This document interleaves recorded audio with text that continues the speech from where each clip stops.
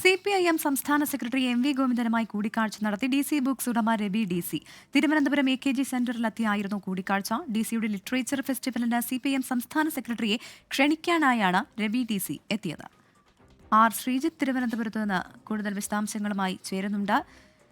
Sreejith, EP വിവാദം അതിനുശേഷം ആദ്യമായാണ് രവി DC MV ഗോവിന്ദൻ കൂടിക്കാഴ്ച എന്നാണ് ഞാൻ മനസ്സിലാക്കുന്നത്. എത്ര സമയം നീണ്ടു ഈ കൂടിക്കാഴ്ച? അദ്ദേഹം മടങ്ങിയോ?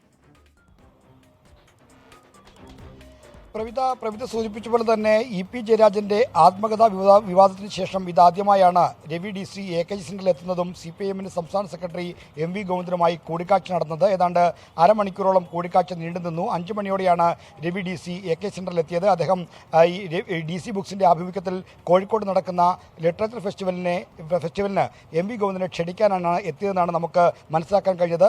ഈ കോഴിക്കോട് നടക്കുന്ന ലിറ്ററേച്ചർ ഫെസ്റ്റിവലിന്റെ വലിയ ബ്രോഷറും രവി DCയുടെ കയ്യിലുണ്ടായിരുന്നു. അതുമായിട്ടാണ് അദ്ദേഹം AKG സെന്ററിലേക്ക് കയറിപ്പോയത്.